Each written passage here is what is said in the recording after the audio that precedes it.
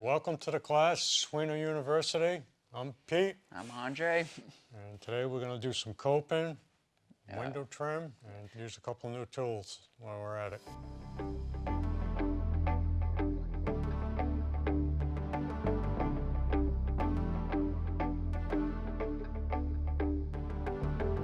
So we're just going to cut off small pieces, and people are going to practice coping this just for an inside corner right now. Sweet.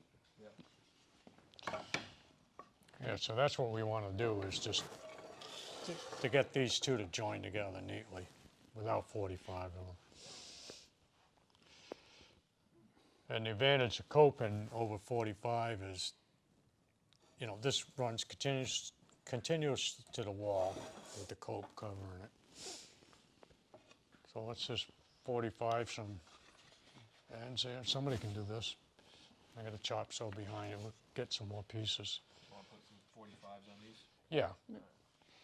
Inside. Yeah, pretty much.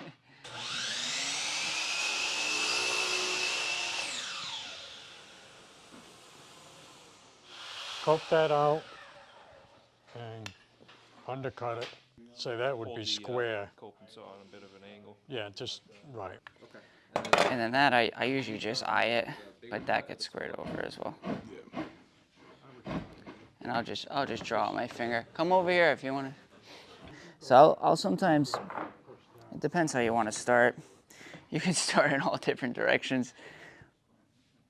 Perfect. All right. So some people like to start up top, down below. It's all preference. It's all preference. I'm gonna start down here. I'm just gonna get a light score. Just gonna get a light score.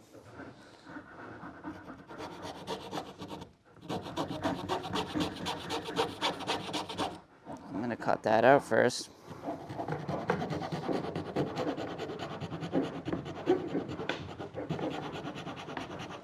Great. And now I'll start coping in here. Oops.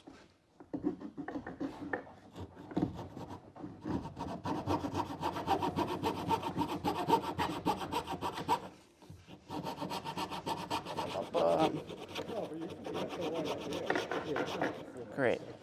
And then I'll back it out. Oops. Come on, guy. Back it out. I'll cut that out. Sometimes I do it in sections just to make it easier. Then I'll come up here. And I always just cut it square. Because if I left that, I'll square that off, because when it copes into itself, you don't want that. You don't want to have that would end up just being a little piece flapping right there. That would just butt right up against the molding. So I'm gonna square that off. Great. Sometimes I'll just keep my finger like right there to just prevent it from getting damaged.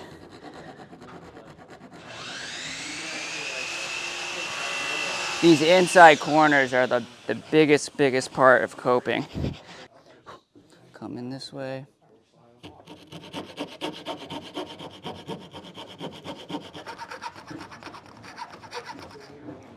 great. Cool. So I'm almost there. Usually now I'll take some sandpaper.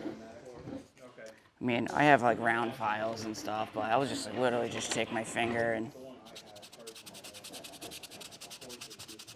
this pine's pretty easy to work with and sand, and I'll work that a little bit. I'll work that in. If I had a flat file, I'd be in there. But just take your finger, something a little coarser. 120. Come right here. I can even put this flat down and really work that corner. Take that out. And that should be pretty decent. Yeah, that I accidentally, but you're never gonna see that. It's gonna be flat on the ground. And then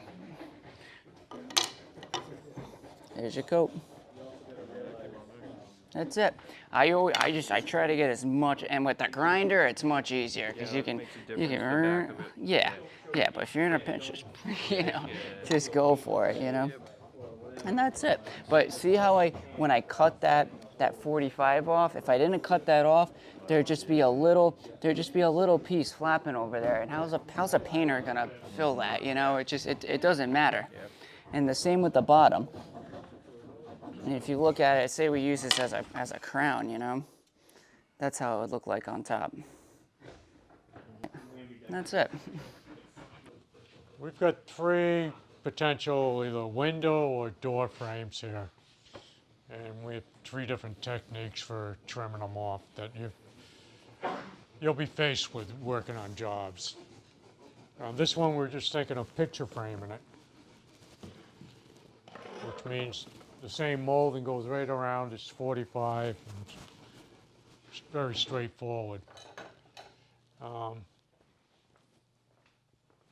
It's a matter of how you secure the joints together in the picture frame. And Andre's going to show you his approach to it. So a standard reveal, or some people call it a margin, we're acting like this is a jamb, an extension jamb, a door jamb. Your typical reveal is usually a 1/4 inch. And some guys eye it, with their finger, but I'll take my combination square and I'll set it to a 1/4 inch. If I can see it in the light, right there. Perfect. And it's a good practice. Say you've got 6 windows to do, go along and mark them all. Just so when you put the combination square down, I like to and you draw. got to reset it or something. I just come in the habit of drawing the entire line, but I mean, some guys are in a rush. They'll just go tick, tick, tick. But I like to have the whole line there. I don't know why, but just so I can see something. Bring this all And the I'm way one of the up. guys who puts tick-ticks, and Yeah. I tend to do it where I'm going to nail it. And then I'll take. Say I'd be thinking I'm going to fasten it here, here, there, and there. I'll tend just to put marks at that place. There's my inside Your corner. pencil, it doesn't always stay sharp when you draw long lines. And the other thing you can do is, a lot of guys just make a little block with a little rabbit cut into it that you just keep in your apron. And that's just set for that margin mark. And just kind of always have that with you, or make a new one up every time you get to the job. Great. Come down the way. 1/4 inch.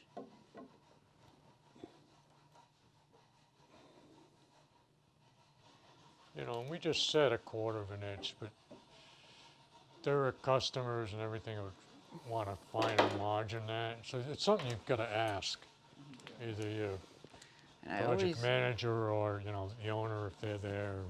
I always look like what else is going on in their house. I always like to make sure I have my corners established really nice.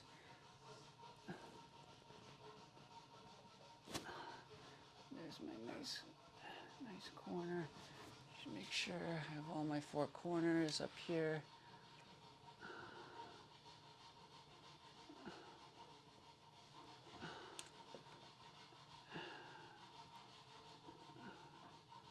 Great.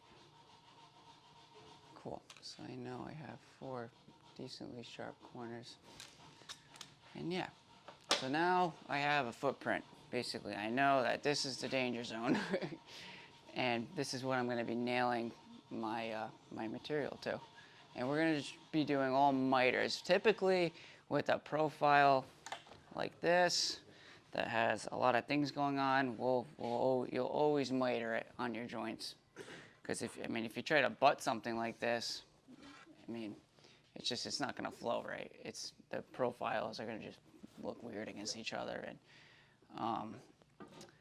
so typically what I will do is, where's another one? And I have 4 just pre-cut into longer lengths here. Great. My saw is over here. and my chop saw set up. And it depends what I'm doing. I'm just gonna start with 2 45s. I know that this is how our material is gonna go. So I'm gonna start with a 45 there.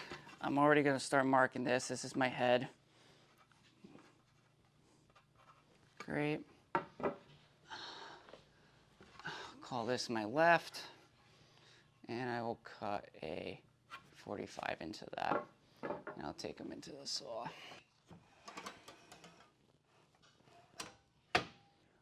Double check, that's got 45.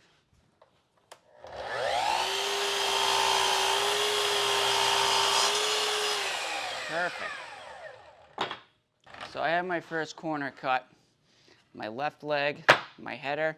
So now I'm gonna cut my right leg and my bottom piece. Great, I know that my angle is going that way. Move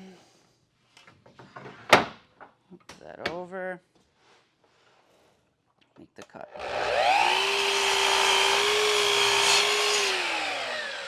All right, so now I have one miter cut here and one miter cut here. Whenever I do a picture frame, I'll get 2 different definite corners already cut, ready to go. And now I can start marking in place basically my lengths for the second part of the miter. So it doesn't matter which piece I start with. Probably start with the header. And this is where your reveal lines are really nice. So all I have to do now is take my short point. All I'm going to do is line that up exactly in my corner here. And that's why I like to have nice established corners.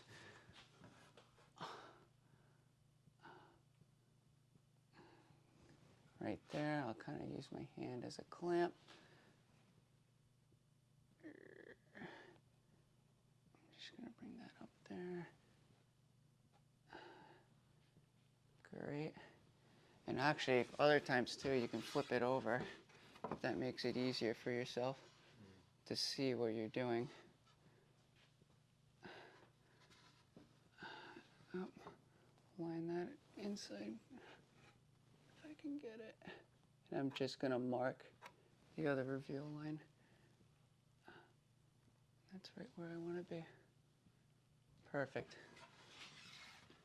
And now I know that that's my other short point right there. And I'll take my square usually. And I'll just square that line. Because I just took a little tick out of that. Great. Square that, take it to the saw. Done. Great. It's perfect. But yeah, I'm pretty much right there. I can honestly, if I have to, I can take a little more out. But I'm pretty happy with that. That's great. So there's my header. I'll double check it. Line that corner up. And that's pretty nice. So that's my header done. And then I'll just work myself around here. This is my right leg. I'm just gonna flip it over so it's easier to see. Line that short point up with my line. Great. All right, perfect. And I'm just gonna double check that. Beautiful. I'm just gonna transfer that line with a little tick mark. I'll do the same thing. Square that up so I have a nice line. And I'll go make my cut and see how I did.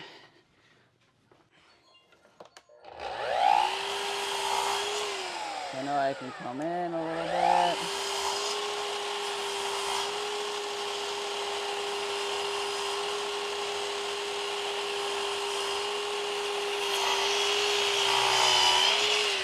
Perfect. I'm right on the line there. right on my tick mark. And I'm gonna double check it. I can always take a little more off if I have to.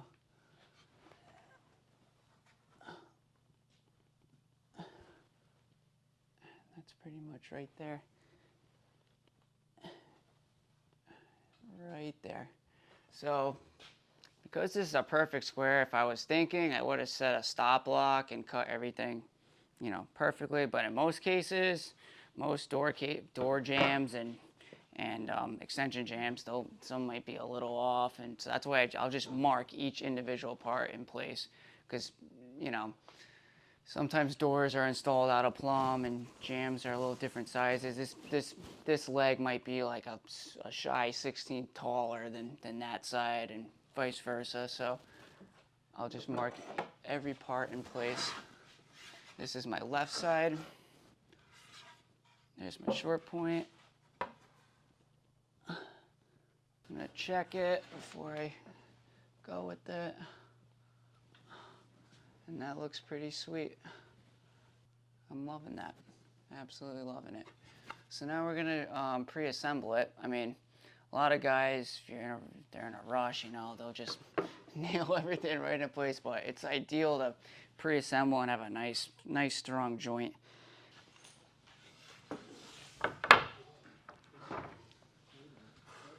I didn't even label this one. This is my bottom. I'm just gonna see where I'm at, how it looks. Awesome. So I'm gonna do 2 joints at a time.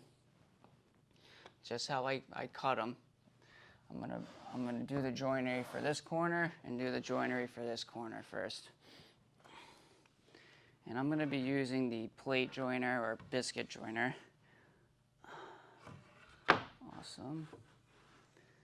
And I'll start with this joint.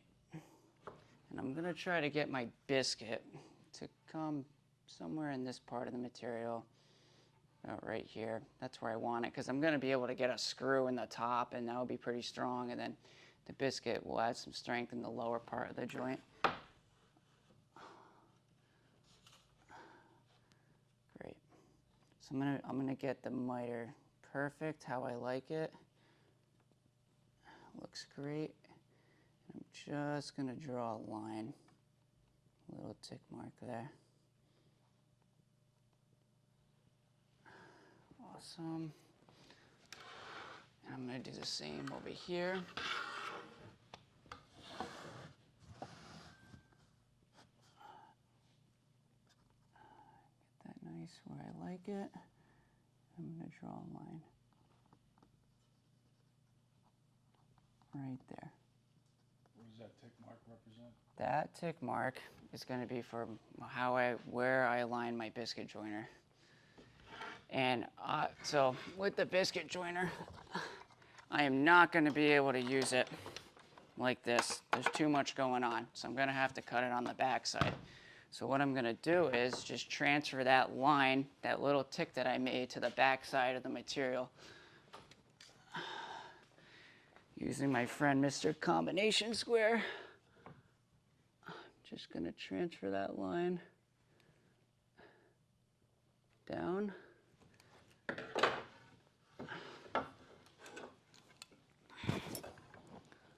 Oops.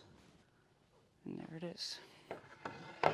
So now I know where to align my biscuit joiner on the back side of the piece. I'm going to do the same with this piece. Right there. And I can even actually, once I transfer one, I can even flip it over. But it's going to be hard for me to get that nice, and I can even, transfer that line onto there. But because it's such a big profile, I'm just going to transfer everything. Great. And the biscuit too, it has a lot of play. It cuts a much bigger slot than the size of your biscuit, and you can always sand the biscuits down too if you're a little off. So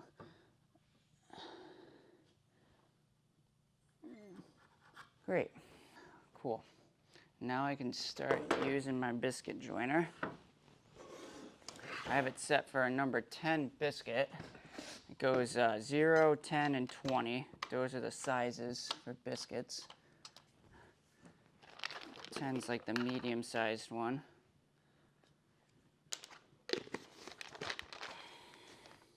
I'm going to set, see what thickness I am at that point right there. It's like about a 1/2 inch, so I'll set my biscuit joiner to about 1/4. And it has a depth gauge right here on it. So I'm at a 1/2 inch right now, so I want it to be slotting at 1/4. So I'll move that fence down to 1/4. And if I have a scrap, I'll always take a scrap and just see what it does, so I don't ruin my finished piece.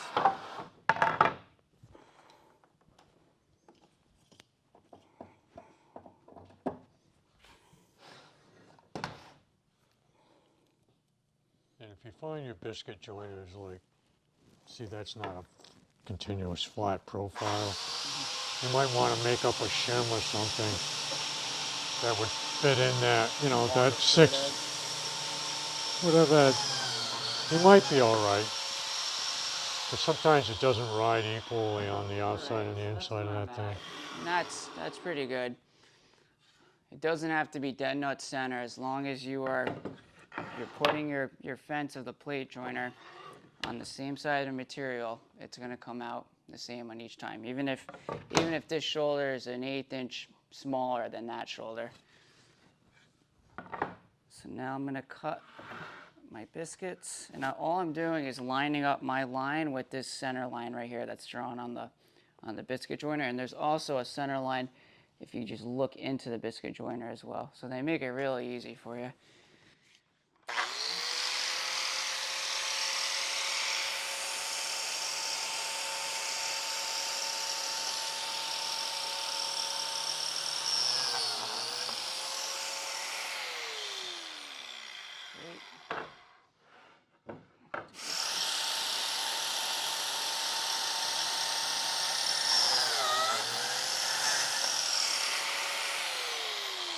Cool. And let's see how they line up. Get a couple of these out.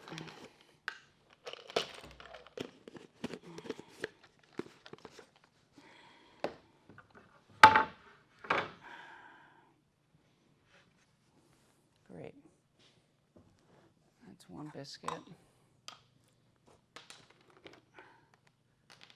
Cool. So I know that joint's going to be nice. And that's looking pretty good too. And so now that I got those 2 corners done, so this is my bottom, this is my left, that's my head. Great.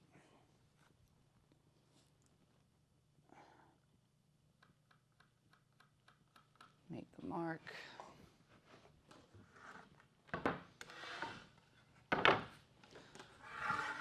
Up here.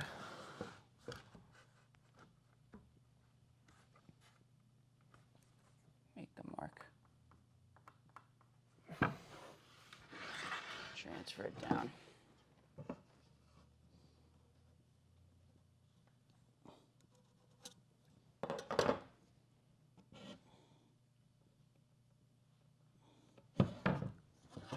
Transfer that down.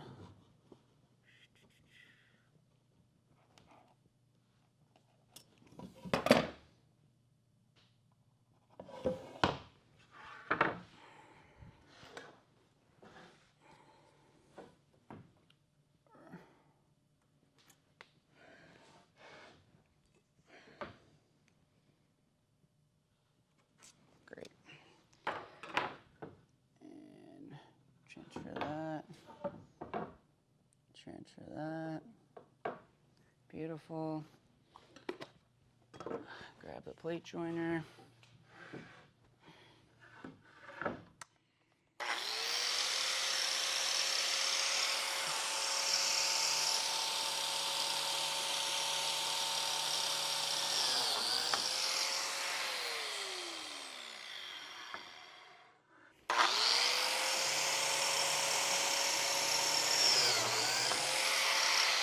Perfect.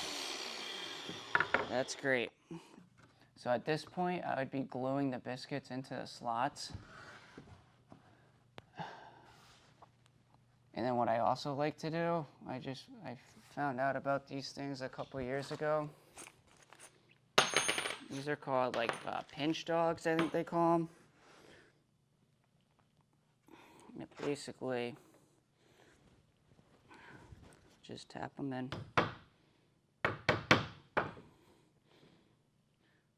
So if there was glue there,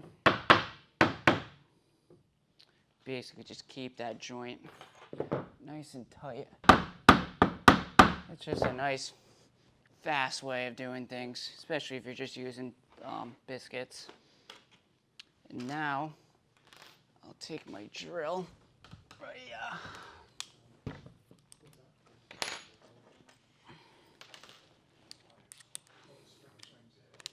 What's that? Yeah. Thanks.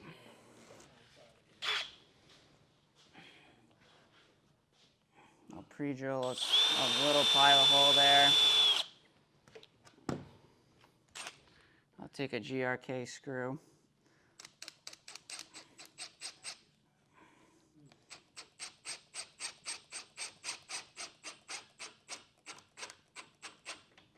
And that locks it in really nice. And I'll do this side.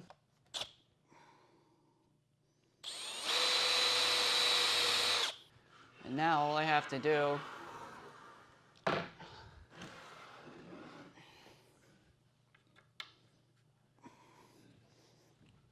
is line these two up.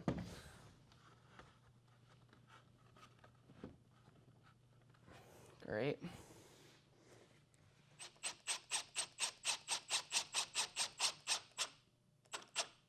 And the screw sucks it in pretty tight. And that's it. Oh, here she is. It's beautiful.